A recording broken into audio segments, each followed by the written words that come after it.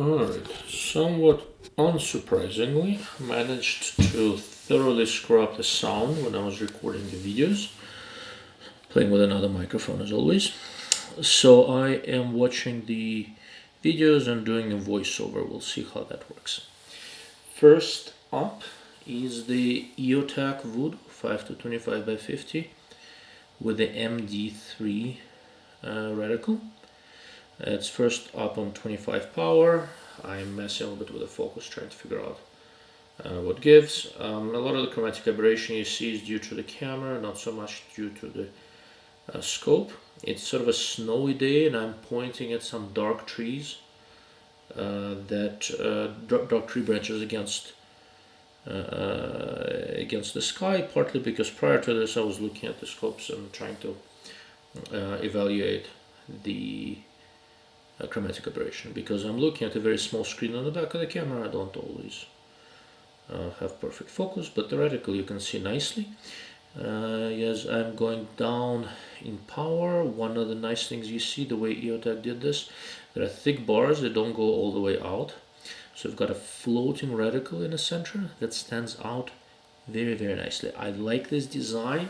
It's a simplish sort of kind of reticle, but it really stands out nicely. This is 5 power across the whole magnification range, while giving me nice 0.2 milliradian holds, both vertically and horizontally. It's simple, it's consistent. I'm not crazy about the milliradian numbers being every 1 milliradian. I think that's a little bit excessive, to be honest with you. But it doesn't get in the way too much. What I don't like is that you see there's a nice dot for a primary aiming point. Above that is just 1 mil hash mark, but there are no finer gradations. It's a little bit weird. I wouldn't mind a couple of reference points for finer hold under. But aside from that, this is one of the better simple-ish mil-scale reticles I've seen. So I've used it a fair bit. Overall, I like the scope. It's short, it's nice. Turret's lock, I wish it was a little heavier. I don't think it's as good above 20 power as it could be, but it's a very, very respectable design. I think EOTech should do a 4-20x50, add a couple of reticles, they'll do great. Now, moving on. The next scope reticle you will see is the Brownells MPO 3-18x50. This is on, I think, comparatively high power. But the interesting thing about this reticle are the double lines on the primary, vertical and horizontal. I was first a little bit mixed, but after using this for a little bit, honestly I like it. It really helps visibility on low power. As I zoom down to low power, you'll see the difference. But at high power, because it's a double thin line rather than one really thick line, it's prominent, but it's not as obtrusive as it could be. And as you go down the magnification, what happens is that you see the tree starts kind of disappearing, right? But the primary lines remain very, very visible. So on low power, even without illumination, it is really nicely visible. A nicely visible reticle. I like it. I like it more than I thought I would. There are some things I'm not crazy about. For example, in the tree, you'll see every 1 milliradian there is this vertical hash mark. I sort of natively end up aiming with one of the tips, the top-bottom tip of the hash mark. So in that role, I would probably prefer either larger dots, which is what I did in a couple of reticles I designed, or crosses, which you'll see a reticle from Sig, and that does it. I think that works a little bit better. But honestly, this is very decent. I like the fact that they're only using even numbers. That keeps the reticle a bit less busy. You don't, we know that there's a bird. That's nice. You know that there is a 3 between 2 and 4. You don't have to spell it out. In a couple of places, they add some 0.1 milliradian marks for ranging. That has its uses. Honestly, I don't use that too much. For me, the reticle is mostly for holdover or holding for wind. and also for quick shot adjustments. So this reticle provides a lot of information and doesn't seem to be excessively obtrusive, and there is a little bit of hold under. I don't like the fact that vertical is 0.5 milliradian. I prefer 0.2, but it works.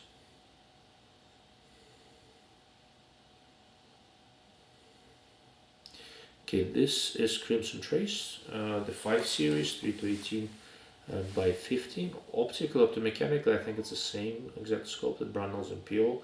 Just I can't really tell the difference. This is another sort of simpler mill scale type reticle. There are a couple of things about it I like, a couple I don't. The windage is based on a 0.2 milliradian subtension, but elevation is based on 0.5. So people using this reticle will mostly dial for elevation and hold for wind, which I kind of get. But I'm not entirely sure why not make everything based around a 0.2. At least that's what I would do.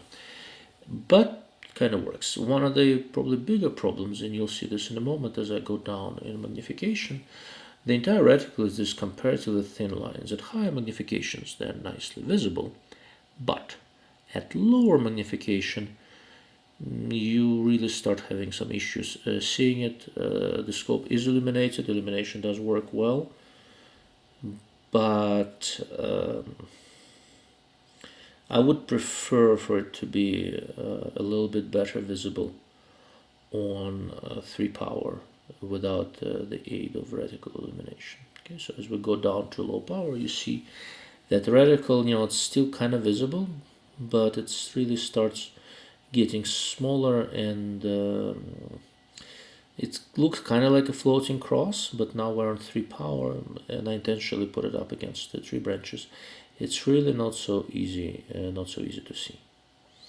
It works great at higher powers. At lower powers, it really needs magnification, but there will be some comparatively bright daylight conditions where reticle illumination does not help you all that much. Like the scope otherwise, it's perfectly usable reticle, a little bit like Burris SCR, but without the thick bars. I think Crimson Trace should add some high visibility features for use on low light, on low magnification.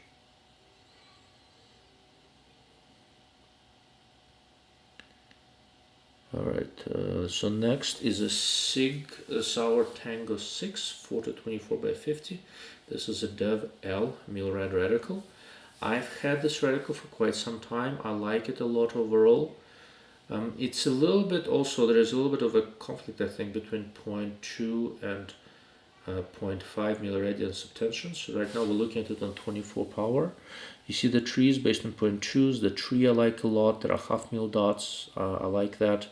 The vertical on the main line is also based on 0.2s. Then you go up to the primary horizontal, and there you've got 0.5s. So this is kind of weird, right? So if you use the tree, you use 0.2 milliradian holds, but if you dial and use the primary horizontal for the wind holds, you've got 0.5s. So to me, that's a little bit schizophrenic, but a lot of reticles are like this. Maybe I'm missing something. Notice on the left and right sides of the field of view, you've got those squarish protrusions. That's where the level plex, electronic level that's built in, is. Right now it's turned off, but I kind of like it. It affects field of view a little bit, but I think it's worth it. As you go down in magnification, so there are thick bars that go in there, a few other ranging features, stuff like that. But the center of the reticle is quite thin, so what happens is in low power, especially in low light, you will really need illumination. Without illumination, it's not very easily visible, right? So the way the illumination works, the whole tree is lit up. It's not perfectly even, but it's not bad.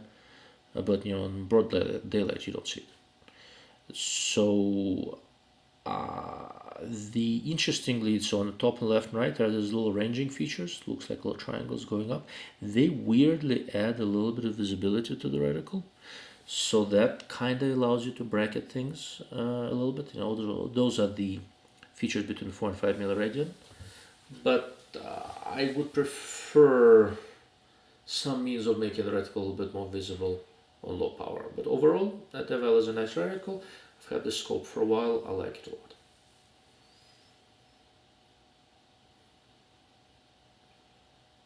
Moving on, this is Meopta Optika6 3218 by 50 with the MRAD 1 reticle. So I designed this reticle for Meopta. The idea was to try to make a general purpose reticle. So that's why there is a tree. Everything is based on 0.2s, but then there's also a fairly prominent donut there, and that is specifically to make the thing visible on low power without magnification. And right now we're looking at it on 18 power, so you see the tree. I try not to put too many numbers in, so it's a little bit sparse. Some people like it, some don't. I don't like numbers everywhere, so I tend to skip them. But everything is based on 0.2 milliradian with smaller and larger dots, with a few half mil dots in there just in case. So as you go to lower magnification, you'll see that the tree starts sort of disappearing and gets harder and harder to see. And as you go all the way down on 3 power, what you see is the thick bars coming in from the sides and a rather prominent circle, horseshoe, whatever it is, in the center of the reticle. That becomes sort of your quick aiming point if you are on 3 power. The horseshoe, I think, is 2 milliradian diameter. Okay. There have been some complaints that inside the horseshoe I should have put some additional wind hold marks. Probably good observation. I don't know if I'd do it differently if I did it again. Overall, I've been using this thing for a little bit and I like it. It's a nice scope, and the reticle, I think, is a decent hybrid reticle.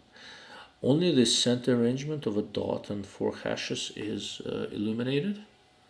I don't like to illuminate the whole thing, and one of the reasons is that in low power, in low light, if I have a nice small center aiming point, if push comes to shove, I can use it as an occluded gun sight if I need to, and that seems to be a lot easier for me with just the center illuminated versus the whole tree. But for that, it needs to be comparatively bright. In low light, I tried it, it works okay. And generally, that center dot hash arrangement is designed to look like a small cross in low power, like there, or a dot with 4 hashes on high power.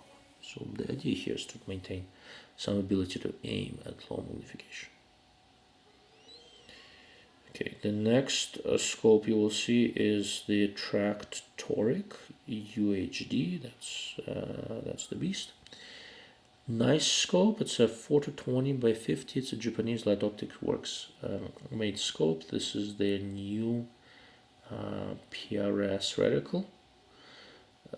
The trees are based around 0.2 milliradian hash marks.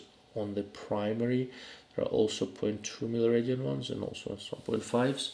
But ultimately, in terms of wind, you can comfortably think in terms of 0.2 milliradians and be happy with that. So I like it. I think it's a pretty good idea. The reticle overall is fairly thin, but it's a precision reticle, so it works. I'm not crazy, but the vertical being 0.5 milliradian dimensions only, but that's not uncommon. So maybe other people find it more logical than I do. I would prefer consistent delineations across the board. Base everything on 0.2s or everything on 0.5s, or just choose some sort of a base dimension and use it on that. So now we're going a little bit down on magnification. We started out on 20 power. So as you go down, you see thick bars coming in from the sides. I'm always not sure whether I like it when they go all the way out to the edges of the field of view on low power, or whether I want the thing floating. Earlier in the very beginning, I had that video, that EOTech MG3 reticle. Yeah, so there's the whole tree is illuminated in this one, but it's a faint illumination, works great in low light, doesn't help you too much when there is a little bit more light, but it works. Yeah, I'm covering the objective with my hand so you can see what's illuminated. this is so on the lowest power, even in these conditions you can't see it at all, the camera doesn't auto adjust to it. So I tried it in the middle of the night, and it was a very nicely calibrated reticle illumination designed to help in low light conditions. The computer decided to go to sleep, so all of a sudden I don't see the video, and now the bloody thing is just thinking about it. Have I mentioned how much I hate Windows? Almost as much as I hate Mac.